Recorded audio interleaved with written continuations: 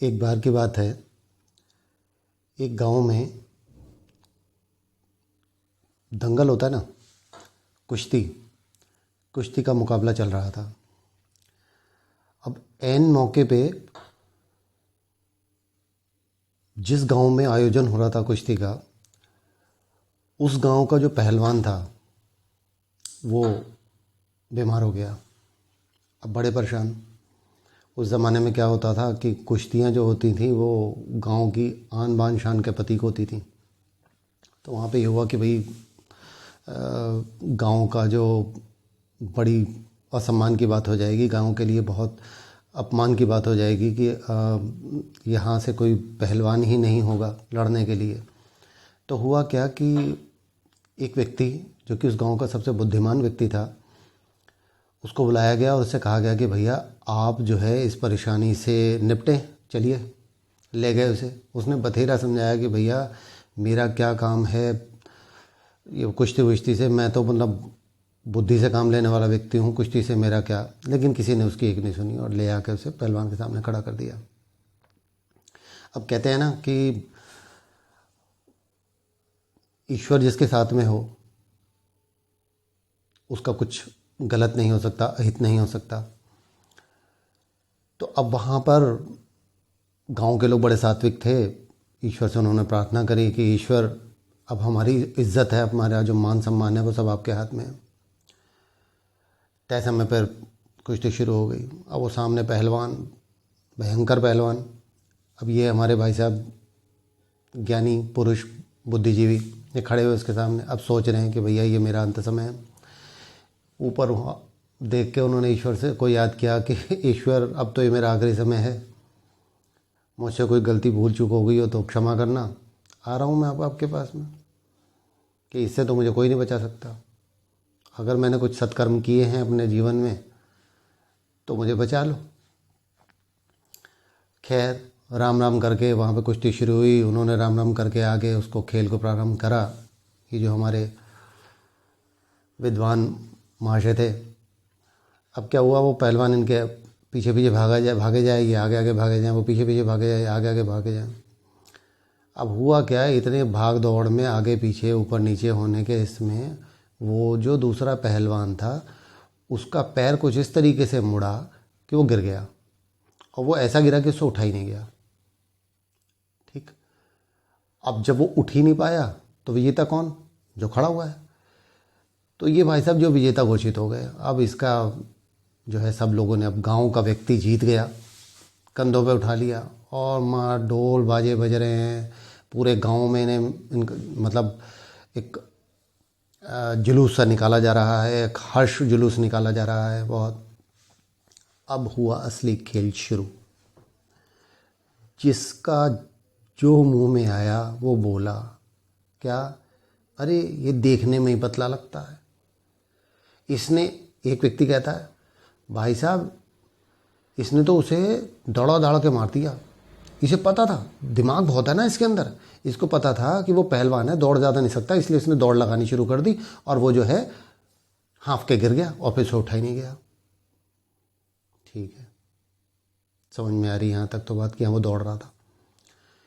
एक जो था वो बैठा हुआ चौपाल में, वो सबको सुना रहा है, मैंने देखा लड़ते हुए। उसने पहले तो भागा, गर्मी मतलब गर्म किया उसने, होता ना वार्म अप करते हैं एक्सरसाइज से पहले, तो पहले तो वो भागा।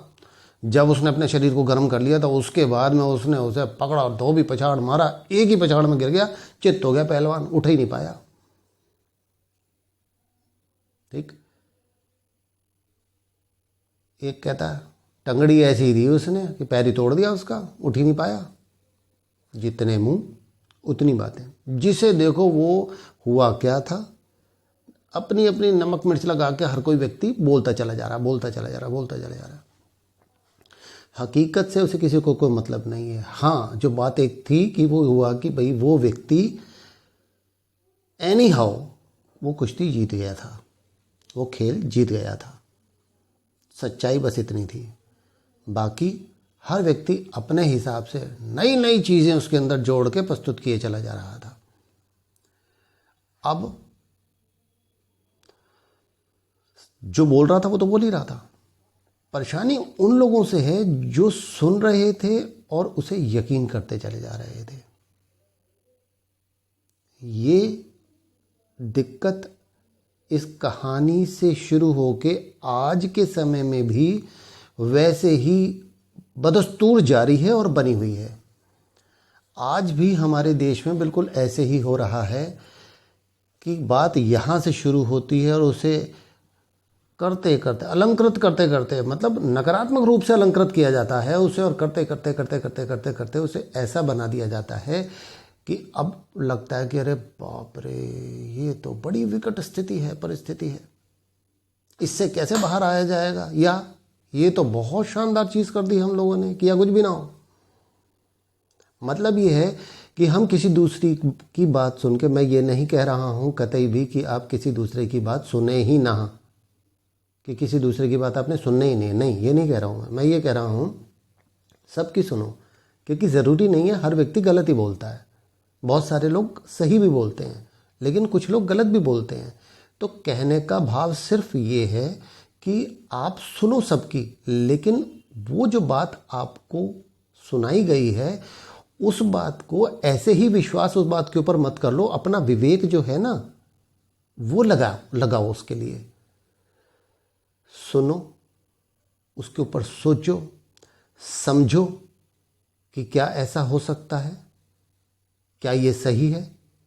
और अगर आपको लगता है कि हाँ ये बात बिल्कुल ठीक है, तो फिर उस पर यकीन करो, उसे मानो, और या फिर आप उसके बाद में जब किसी दूसरे को के आगे वो बात डिलीवर करो तो उसे सही भाव से करो।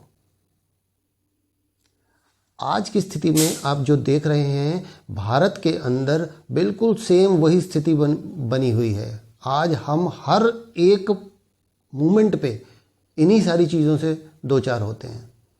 बात इतनी सी होती है, वो इतनी करती जाती है। और इसका सबसे ज्वलंत उदाहरण, ताज़ा तरीन उदाहरण हमारे सामने ये कृषि बिल जो आए हैं, जो कि 3 फॉर्म्स हैं इसके, उसके ऊपर जो घटनाक्रम इस समय हमारा हो रहा है, ये उसी, अभी इतनी जो भूमिका हमने कहानी के रूप में बनाई है, ये उसी की बानगी भर है। अगर कोई भी व्यक्ति किसी दूसरे की बात में आए बगैर, अगर 18 पेज का मात्र वो बिल है, टोटल 18 पेज है वो 3 बिल के लिए, अगर इसे ढंग से पढ़ लेता हर व्यक्ति, तो इतने प्रोपेगेंडा करने की आवश्यकता ही नहीं पड़ती। क्यों वर्गलाने में आना किसी के, आप स्वयं पढ़ लो, उसको समझ लो, ठीक है ना। तो ये जो कृषि बिल है ये बहुत ज़्यादा इस, मतलब बद से बदतर स्थिति इस चीज़ की होती चली जा रही है, जो आंदोलन हो रहा है। तो ये आवश्यक बन गया मेरे लिए कि जब हमने ये सेशन स्टार्ट कर दिया है, तो अब इस बिल को, जैसे ये 3 इसमें एक्ट्स हैं, एक्चुअली ये बिल जो है 3 इसके पार्ट्स हैं, तो अब हम 3 वीडियो इसकी बनाएंगे। एक वीडियो जो होगा वो एक पार्ट के ऊपर होगा, और जो मेन बातें इसकी हैं बहुत साधारण भाषा में आपके सामने वो रखी जाएंगी। ये वीडियो सिर्फ इसी चीज़ के लिए था कि जो चीज़ जैसी है उसको उसी तरीके से देखें। आपकी अगर नज़र कमज़ोर है तो आप अपनी नज़र, आई साइट का चश्मा लगा के देखेंगे तो आपको साफ नज़र आएगा। किसी दूसरे का चश्मा उठा के अगर अपनी निगाह पे लगा लेंगे, आंखों पे लगा लेंगे, तो आपको हो सकता है जितना दिख रहा हो उतना भी नहीं दिखे, और ज़्यादा धुंधला दिखना शुरू हो जाए, ठीक है ना। तो जो नज़र आपकी है उसके हिसाब से आप चश्मा लगाइए, आपको साफ नज़र आएगा। तो ये जो channel Joginder Singh a lens to better vision, ये इसीलिए बनाया गया है। इस चैनल को शुरू करने का ध्येय, मोटिव, उद्देश्य जो है वो यही है कि आप जो चीज़ जैसी है उसी तरह से उसको देखें, ना कि वैसे कि दूसरा व्यक्ति जिस तरीके से उसे दिखाने का प्रयास कर रहा है वैसा देखें ना, जो है उसको सही तरीके से देखें। किसी भी चीज़ को देखने का दृष्टिकोण आपका अपना होना चाहिए और सही होना चाहिए, मौलिक होना चाहिए। तो इसी घटनाक्रम में नेक्स्ट 3 वीडियो आपके जो आएंगे, पार्ट 1, पार्ट 2, पार्ट 1, पार्ट 2 और पार्ट 3, ये उस पार्ट 1 की भूमिका भर थी। नेक्स्ट वीडियो में फिर आपसे भेंट होती है। तब तक के लिए नमस्कार, जय हिंद, भारत माता की जय।